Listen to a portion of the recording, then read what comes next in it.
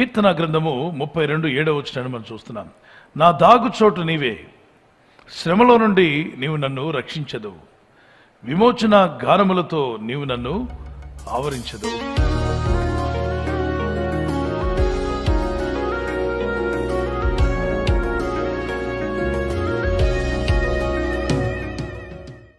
చాలా అద్భుతమైనటువంటి వాగ్దానం ఇది.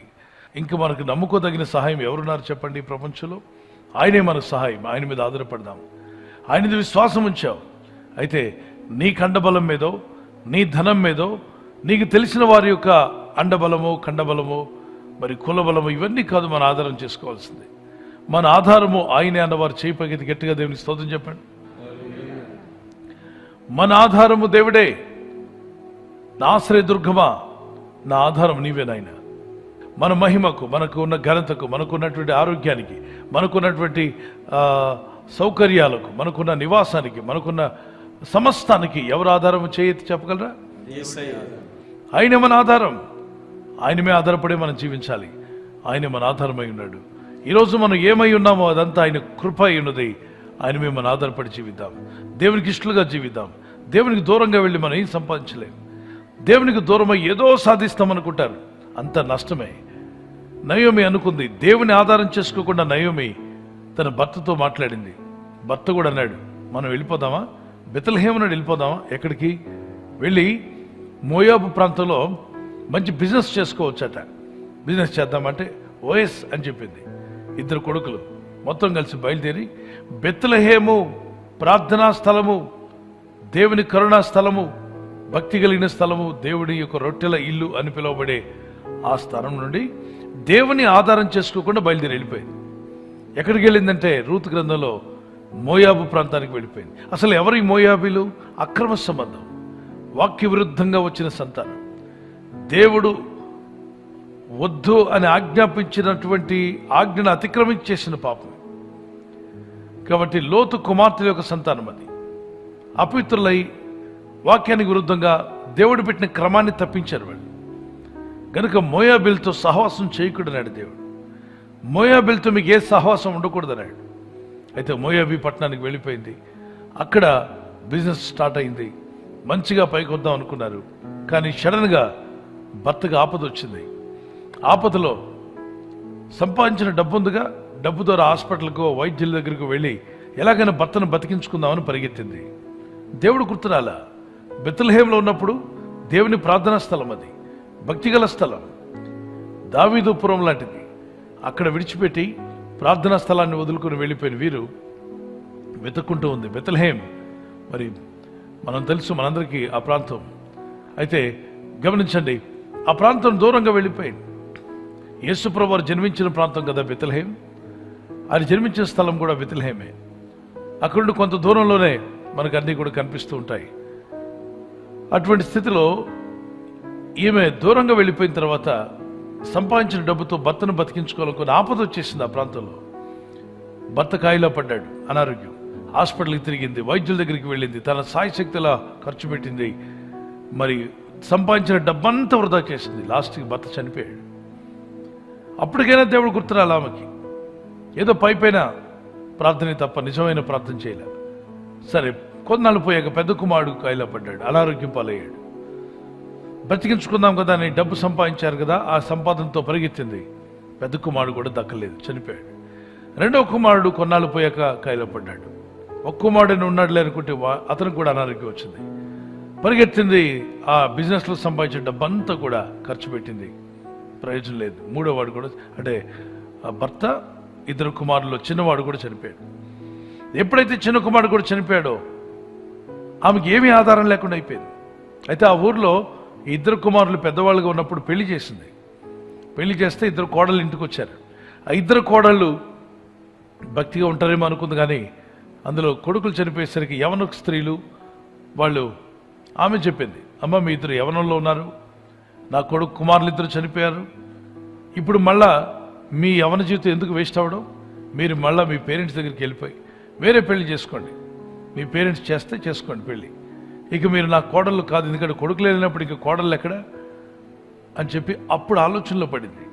ఎందుకు నా జీవితం ఇలా అయింది? కొంచెం ముందే ఆలోచించే ఉంటే బాగుండేది. ముందే హృదయ పరీక్ష చేసుకున్నట్టే బాగుండేది. కొన్నిసార్లు మనం ఆలస్యంగా చేస్తుంటాం. హృదయ పరీక్ష వెంటనే చేయాలి. ఎందుకు ఏ కారణం చేత నేను ఈ నష్టాన్ని ఎదుర్కొన్నాను, ఎందుకు ఈ సమస్య వచ్చింది, నా కుటుంబంలో ఈ సమస్య రావడం గల కారణం ఏంటి? కారణం లేకుండా కార్యం జరగదు. ఈ కార్యం జరిగిందంటే దీని వెనక కారణాలు ఏంటో వెతుకు తీయాలి. మోసెస్ దేవుని మీద ఆధారపడబట్టి, అతను డబ్బు మీద ఆధారపడి ఉంటే ఎర్ర సముద్రం 2 పాయలుగా చీలేదా? డబ్బిస్తాను సముద్రం 2 పాయలుగా చీల్చేవాడు ఉన్నారా? లేరే.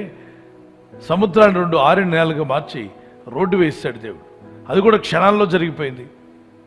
వెనకుండి శత్రు సైన్యం రాకుండా అగ్నిస్తంభం నిలబెట్టాడు. ముందుకు వీళ్ళందరినీ తీసుకువెళ్ళాడు. ధనం మీద ఆధారపడితే ఇలాంటి మెరకలు జరగవు. ఖండబలం మీద, ధనబలం మీద, కులబలం మీద ఈ అద్భుతాలు చూడలేరు వాళ్ళు. దేవుని మీద ఆధారపడిన మోషే అద్భుతమైన సహాయం పొందగలిగాడు. నెగ్గమ 14:15 2 అధ్యాయాల మీద చదువుతూ కనిపిస్తుంది. దావీదు దేవుని మీద ఆధారపడ్డాడు. 1 సమూయేలు 22:1-2 వచనాల్లో, కీర్తన 123 కీర్తన 1-2 వచనాల్లో, కొండల తట్టున కన్నులిచ్చున నాకు సహాయం ఎక్కడి వచ్చును, యెహోవా వలనే నాకు సహాయం కలుగును, ఆయన భూమి ఆకాశములను సృజించినవాడు. Happy moments praise God. ఎప్పుడైతే నువ్వు హ్యాపీగా ఉంటావో దేవుని స్తుతించు. In difficult moments seek God. కష్టకాలము, క్లిష్టకాలం వచ్చింది, ఆపత్కాలము, దేవుణ్ణి వెతుకు. Quiet moments worship God. దేవుడిని ఆరాధించండి. ఎప్పుడైతే నువ్వు క్వైట్గా అన్నింటిలో సమాధానంగా ఉన్నావు, ఉద్యోగం ఉంది, ఇల్లు ఉంది, బండి ఉంది, డబ్బు ఉంది, బ్యాంక్ బ్యాలెన్స్ ఉందా, అయితే క్వైట్గా ఉన్నావా, అనారోగ్యాలు ఏమి కలవరం లేకుండా, అయితే in quiet moments worship God. Painful moment trust God. In every moment thank God. మీరు సంతోషంగా ఉన్నప్పుడు దేవుని స్తుతించాలి. మీరు డిఫికల్ట్ గా కష్టకాలంలో ఉన్నప్పుడు దేవుని వెతకాలి. మీరు ప్రశాంతంగా ఉన్నప్పుడు దేవుని ఆరాధించాలి. మీరు చాలా నొప్పి, బాధ, వేదన, ఆపత్కాలంలో చాలా ఇబ్బందికరమైన పరిస్థితులు ఉన్నప్పుడు దేవునిపై నమ్మకం ఉంచాలి. ఎవ్రీ మూమెంట్, ప్రతి సమయంలో కూడా దేవుని స్తుతించాలి. ఆమేన్. దేవునికి స్తోత్రం చెల్లిద్దాం. పిల్లలు తండ్రి మీద ఆధారపడతారు, తండ్రిని ఆనుకుంటారు. ఆ తండ్రి వాళ్ళని ఎత్తుకొని నడిపిస్తాడు. ప్రోడికల్ సన్ కూడా తండ్రి మీద ఆధారపడినప్పుడే బతుకు బాగుపడింది. లోకమే ఆధారపడినప్పుడు నష్టపోయాడు. భయంకరమైన వ్యాధులు పాలయ్యాడు. ధనమంతా పోగొట్టుకున్నాడు.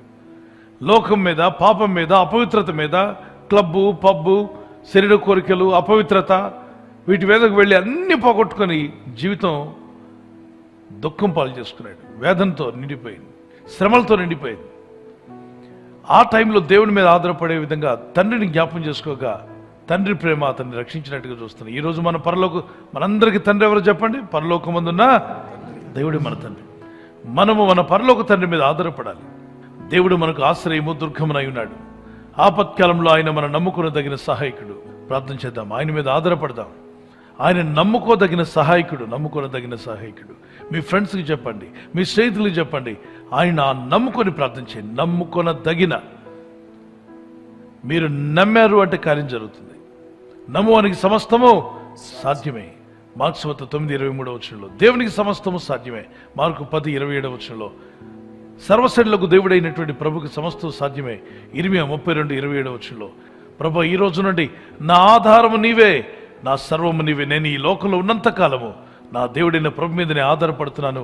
నా ధనం మీద కాదు, నా ఖండబలం మీద కాదు, నా పేరు ప్రఖ్యాతుల మీద కాదు, నా ఉన్నటువంటి లోక సంబంధమైన దేని మీదనే ఆధారపడలేదు, కానీ నా ఆధారము నా దేవుడే అన్నవారు మీ చేతిని పైకెత్తగలరా?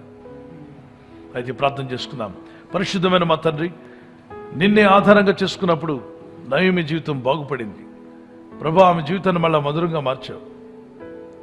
అదే స్త్రీ ఒకప్పుడు తన భర్త, బిడ్డలు బతికున్నప్పుడు లోకం మీద ఆధారపడి ధనము, ధన సంపదలు, బిజినెస్ అనుకుంటూ దేవుని స్థానాన్ని విడిచి, ప్రార్థనా సహవాసాన్ని విడిచిపెట్టి దూరంగా వెళ్ళి నష్టపోయింది. నాయన, అనారోగ్యం వచ్చినప్పుడు ఆమె రియలైజ్ అవ్వాల్సింది, కానీ ఆలస్యం చేసింది. మేము ఆలస్యం చేయకుండా వెంటనే రియలైజ్ అయ్యి ఈరోజు మేము దేవుని మీద ఆధారపడాలి అన్న ఆలోచన ప్రతి వారికి దయచేయండి. ప్రార్థిస్తున్న ప్రతి కుటుంబాన్ని దర్శించండి. ప్రార్థించే కుమారులను, కుమార్తెలను దర్శించు నాయన. నీ మీద ఆధారపడ్డ వీరికి నేర్పండి. ఈరోజు ప్రార్థించి ప్రయత్నించబోతున్న శంకుస్థాపన అయిన, గృహప్రవేశమైన, ఒక బిజినెస్ ప్రారంభిస్తున్నా, ఉద్యోగ ప్రారంభానికి వెళ్తున్నా, ఒక మంచి కార్యక్రమాన్ని ప్రారంభిస్తుండగా, నేను వారి బిడ్డల వివాహం కొరకు ప్రయత్నాలు చేస్తుండగా వారు చేస్తున్న ప్రయత్నాలు ఫలించలాగున మీ దూతలకు ఆజ్ఞాపించండి. ఎవరైనా హాస్పిటల్లో ఉన్నా, ఐసీయూలో ఉన్నా, ప్రభు ఎవరైతే సీరియస్ కండిషన్లో ఉండి బాధపడుతున్నారో వారికి యేసు నామములో స్వస్థతను అనుగ్రహించండి. కృంగిపోయిన వారిని లేవనెత్తండి. నీ గాయపడిన హస్తమును చాపి వారికి ఉన్న సకల రోగాల నుండి విడుదల ఇచ్చేయి. వారిని లేపి నడిపించిన నీ సాక్షులుగా నిలబెట్టుకోండి. ఈ ఉదయకాలం ప్రతి రోగి యేసు నామములో స్వస్థత నొందునుగాక. తండ్రి, ఈ దినం ఎవరైతే ప్రయాణమై వెళ్ళబోతున్నారు, అది రైలు మార్గమైనా, ఆకాశ మార్గమైనా, బస్సుల్లో, వాహనాల్లో ఎక్కడ ప్రయాణం చేస్తున్నా, రోడ్డు మార్గంలో ఏ వాహనంలో వారు ప్రయాణం చేస్తున్నా, నీ ప్రజలకు కాపాడే దూతలను పంపండి. ఉన్నత స్థలంలో స్థిరపరిచి నీ ప్రజలను నీ సాక్షిగా నిలబెట్టుకొని వాడుకోమని, మీ నామాన్ని ఘనపరచుకోమని, ఆశ్చర్యకార్యములు, అద్భుత కార్యములు జరిగించి వీరిని, వీరి కుటుంబస్తులను దీవించి బలపరచమని యేసుక్రీస్తు ఉన్నత నామములో అడిగి వేడుకుంటున్నాను నా పరలోకపు తండ్రి.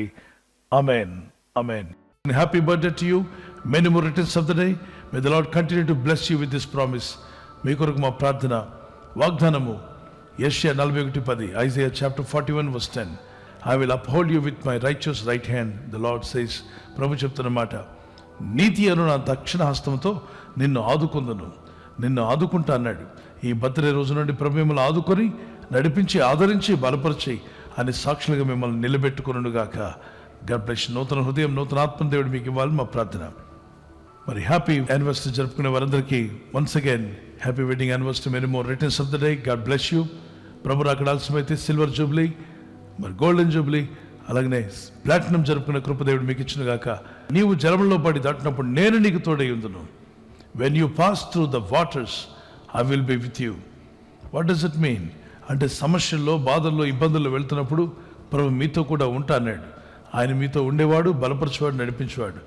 ఈ వాగ్దానం మీ పట్ల నెరవేరునుగాక. భార్య పట్ల భర్త, భర్త పట్ల భార్య ప్రేమానురాగం కలిగి జీవించడానికి పరిశుద్ధాత్మను మీకు సహాయం దయచేయునుగాక. God bless you. మీ లవ్ అండ్ ఎఫెక్షన్ అది న్యూలీ ప్రభు నూతన పరిచి దీవించునుగాక. ఆమేన్.